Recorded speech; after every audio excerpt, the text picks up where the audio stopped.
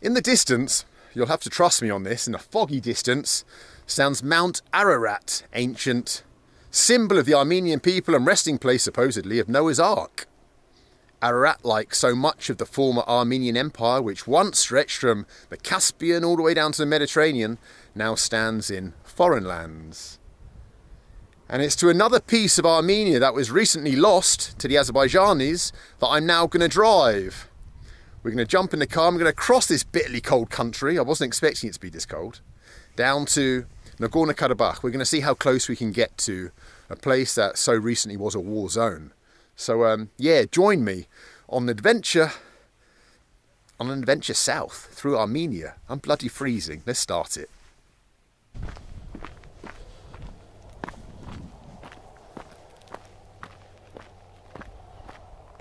When Joseph Stalin was drawing up the boundaries of the newly created Soviet republics, he placed the land of Nagorno-Karabakh inside the borders of Azerbaijan, despite 94% of the population being ethnically Armenian. Tensions simmered beneath the surface for decades as a process of de-Armenianizing Karabakh took place, with thousands of Azerbaijanis moved into the area.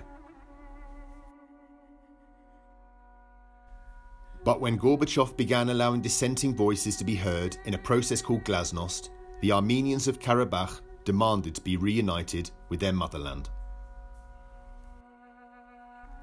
However, those demands were refused, which eventually led to the Armenia-Azerbaijan war over the territory, in which Azerbaijan lost not only Karabakh, but other Azeri lands surrounding it.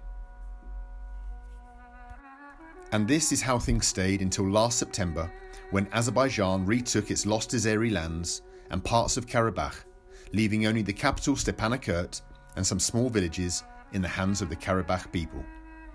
For now.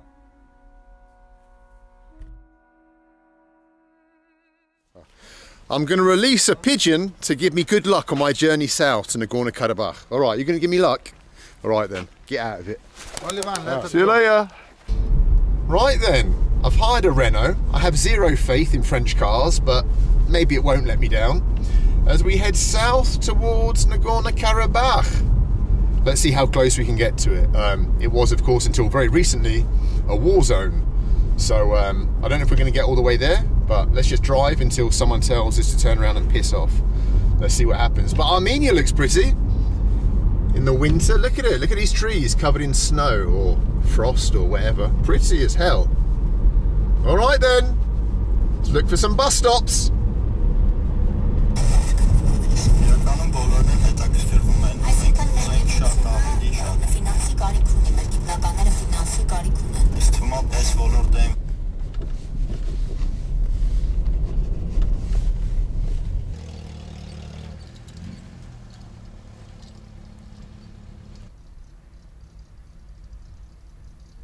Чтобы фотографировать.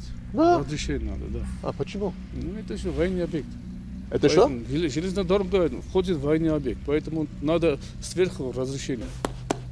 Война свое сделала. Армения. А я думаю, что Азербайджан это недалеко отсюда. Это только Нахчеван, это там.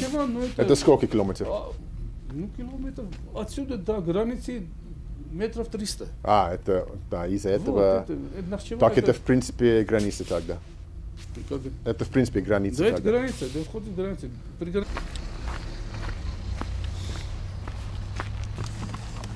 Oh man, bloody hell. We really are travelling in a time of war. The person in charge of the railway station, who's watching me there, just told me I'm not allowed to record here. This is a nervous time in Armenia.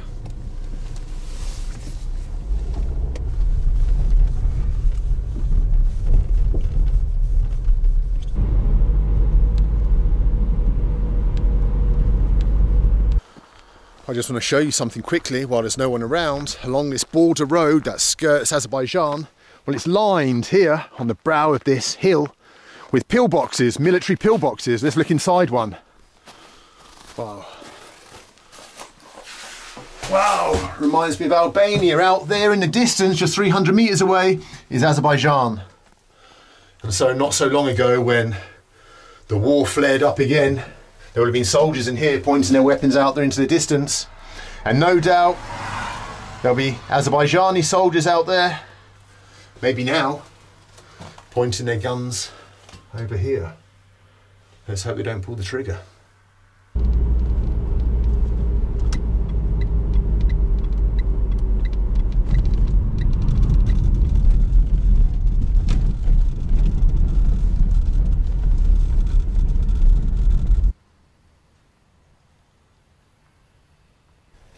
I'm walking through what is marked on international maps as an exclave Azerbaijan. It's a small village, a small community called Tigranashan. Before it was populated exclusively by Azerbaijani people in Soviet times, but at the end of the Soviet Union, the Azerbaijani population of this village saw no future for themselves, and they packed up, left everything behind, and moved to the Armenian exclaves in Azerbaijan, where the Armenian people saw no future for themselves in that country, and so basically they swapped houses. There's no Azerbaijanis left in Tigranashan or in Armenia as a whole, and there's no Armenians left in Azerbaijan principally. Zdarova! There's some Armenian dudes. Я уже 30 лет здесь живу. Вы переехали сюда из другой? Вы живете... понял. Понял. А где азербайджанские люди? Они туда? Да, вы здесь? Оттуда их выгоняли, все азербайджанцы, из Азербайджана и Армении, все сюда приехали, здесь живут. Понятно. Раньше здесь были азербайджанцы. Один маленький вот этот круг, азербайджанский село был. Да. А граница далеко. Им чем здесь делать? Нечего здесь делать. Это наша земля. Понял.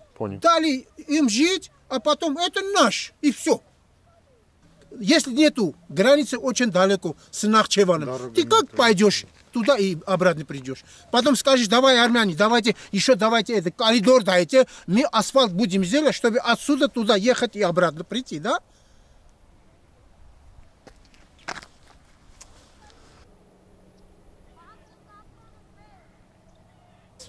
В конце концов, должны дружно жить, да? Конечно.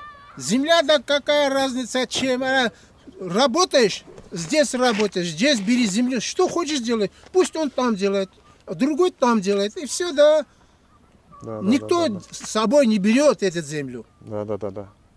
Никто, ни богатство, ни землю, никто не берет с собой туда.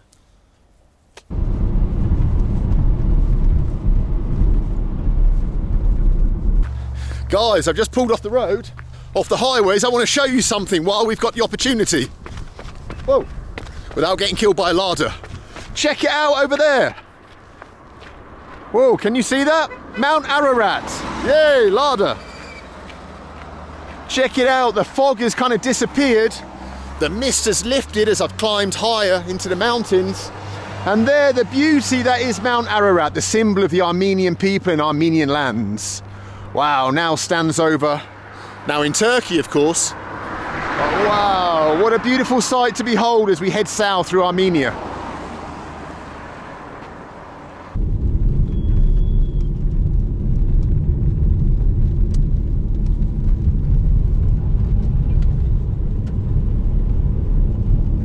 In the distance I can see the shimmering blue waters of Lake Sevan. Let's go down there and check it out.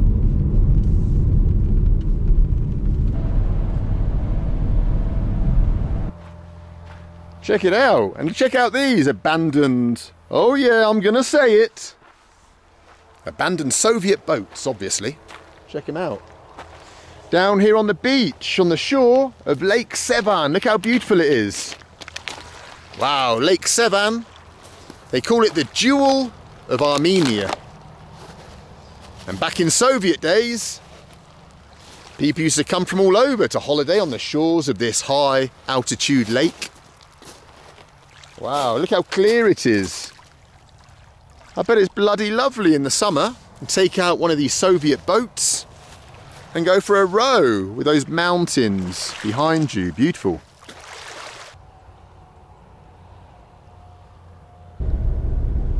Bye-bye, abandoned Soviet beach resort. with awesome Soviet boats.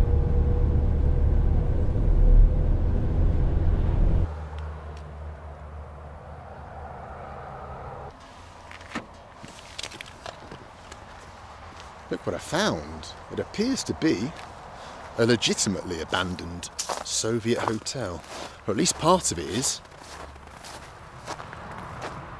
Here, just by the shores of Lake Sevan. See if we can't get inside.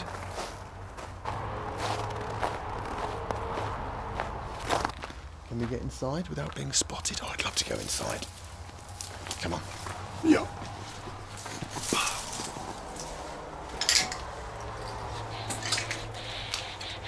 Wow.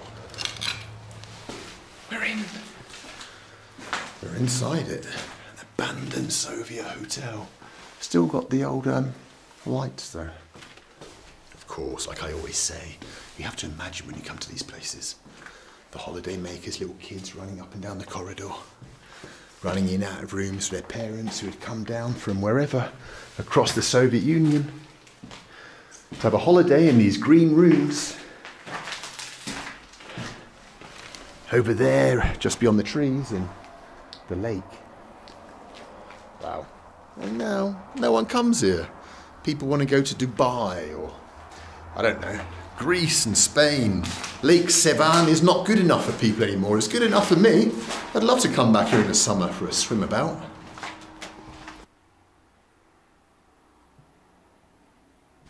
Oh, wow. Look at this old Soviet decor. Wow, look at it. Painted the ceiling. Fancy, fancy. Maybe you had to pay extra for that. What's the bathroom like? What's the Soviet bathroom like? Oh, someone's nicked this. Oh, no they haven't. Oh my God, there's a Soviet sink. Hello, darling. Wow, let's put you back in your rightful place. Can we one-hand it? Oh my God, there you go. Places like this though just show you how much the Russian Soviet Republic invested in the provinces, invested in places like Kyrgyzstan, in Armenia, in Georgia, because, well, after independence, they didn't have their own way of making enough money to keep these places going. Only happened because the Russian Republic subsidized the smaller republics for, well, the entirety of the Soviet Union. And so now, in a post-Soviet world, well, yeah, this is what you get. The harsh realities of modern economics. Sink or swim.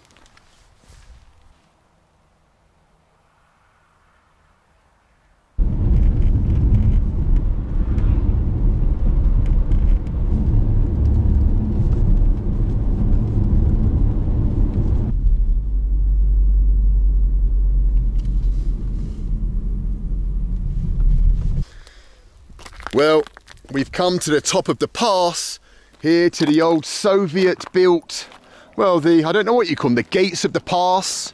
There's one over there, and across this road, down now, we're going to descend down to southern Armenia and the region of Karabakh, hopefully. And already, oh my God, hello. Oh my God, look at you, stay off the road. Oh, you're the sweetest dogs. Oh my goodness, look how sweet you are. I wish I had some food for you. Oh, little sweet little Armenian dogs. Anyway, I'll be back in a second. Don't follow me. Oh my God, I'm being followed. Oh, you're the sweetest things. And look over here, we're now going to start seeing signs for the war. Now, normally when you have roadside billboards, there'll be pictures on there advertising, I don't know, some products. But here we've got on this one a photo of an artilleryman firing off a shot, I suppose, towards Azerbaijan or wherever, if you can see that there. And then on this side of the road, we've got another billboard with a couple of tankists, a couple of Armenian soldiers. Let's go and have a closer look. Oh, puppies, stay off the road. Please stay off the road. Oh, I don't want to be responsible. Oh, Jesus. Over here, look.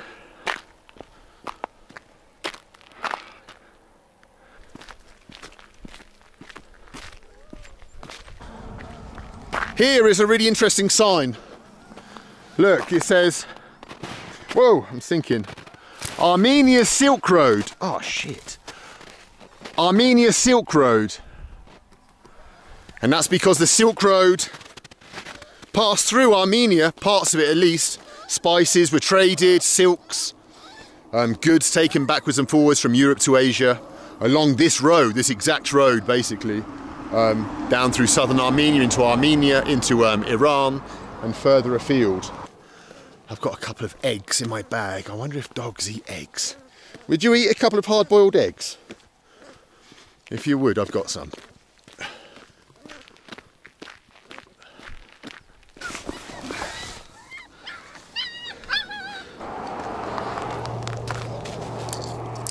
There you go, have some egg.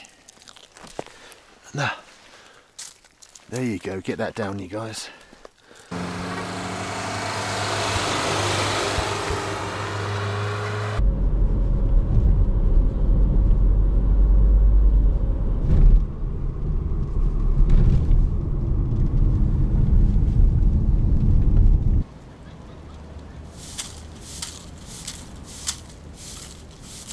I'm here on the edge of the town of Goris, which is the last town before the turn off to Nagorno-Karabakh. And you can see the fresh graves. All of them here are from, well, this year, 1920, 1920, 1920. Here on the edge of town. Victims from this town that have just perished in the Nagorno-Karabakh conflict. And then over here, we have an empty grave waiting for the next victim to be buried.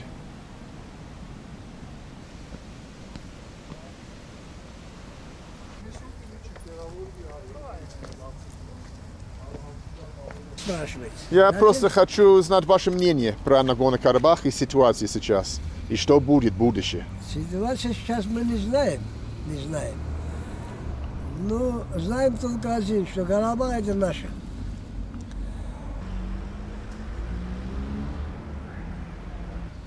А что вы думаете, однажды может дружиться, ну, Азербайджан и Армения? Азербайджанцы с нами дружили. Когда Советский Союз был. А сейчас мы с ними не будем дружить. Они враги, наши враги. Мы их не враги. Так получилось.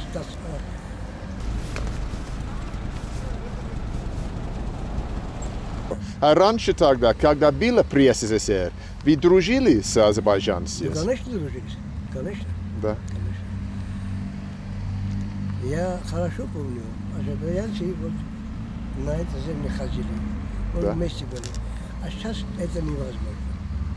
Понял. Мы стали уже враги.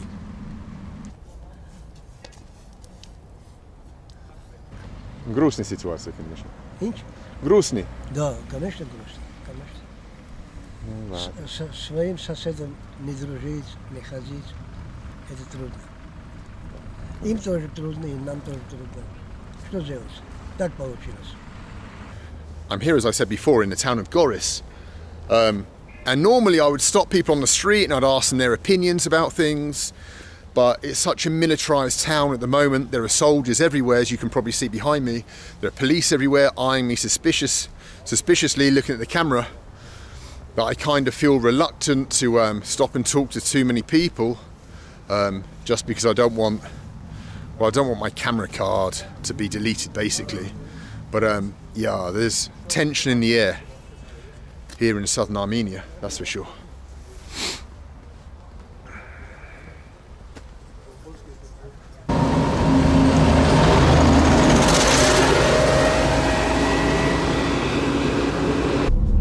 Well, we've left the town of Goris and we're now heading on a strip of land called the Lechin Corridor, which connects Armenia proper to the last vestiges of land that is still controlled by the Nagorno-Karabakhians. We're going to see how far we can drive along this piece of land and see if we can get to Stepanakert, the capital. I have no idea if that's possible, or if we're going to be turned back. But anyway, in the distance we can see the Black Mountains of Nagorno-Karabakh. Let's see how close we can get to them.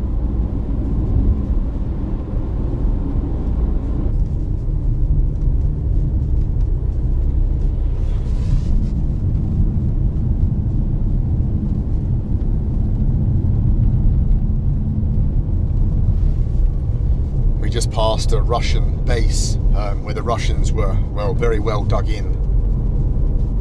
I think any moment now we're going to come to some kind of, yeah, the roadblock's right ahead, look up here. Yeah, here's the barriers.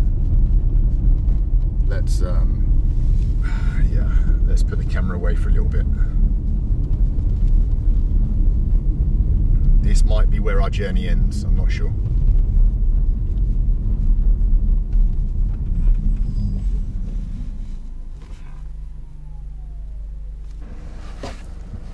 Здравствуйте. Здравствуйте. Я просто турист, я не знаю, если можно Stepanakert или нет, я не знаю. Так, просто... Паспорт. Да, пожалуйста. Какой национальность? Англичанин. Да, пожалуйста, возьмите.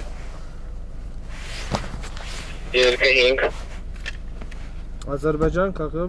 Это было уже давно, турист, не шпион. Туриста, это Stepanakert. Здравствуйте. Здравствуйте. Well guys, I'd love to be talking to you now from somewhere inside Nagorno-Karabakh, from the capital Stepanakert. However, unfortunately, that just wasn't possible. Phone calls were made, passport was checked, and eventually the reply came back that without a pass, I just wasn't going to be allowed to the capital Stepanakert. The video isn't over. Before we end it, there's one more thing that we need to do.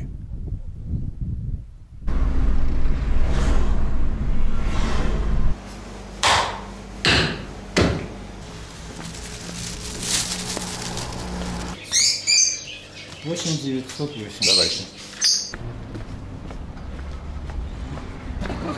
Если не знаете как. О, да. Нет, да. Что надо подшить? Вау, спасибо. Thank you, thank you.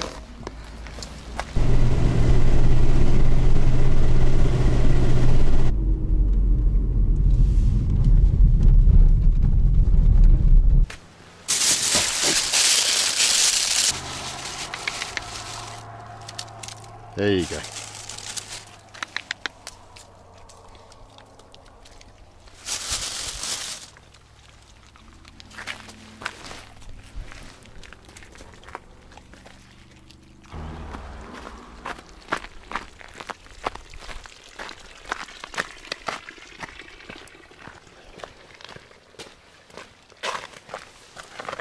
Hello, I brought you some things.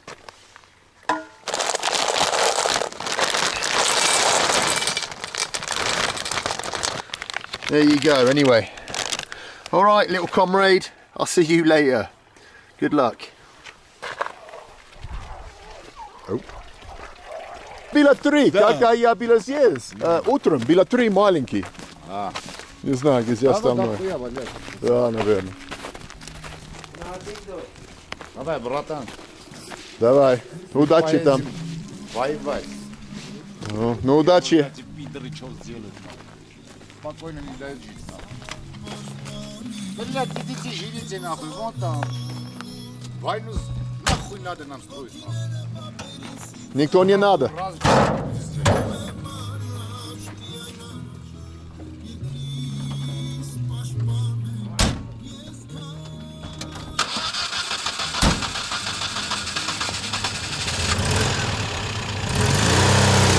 Удачи!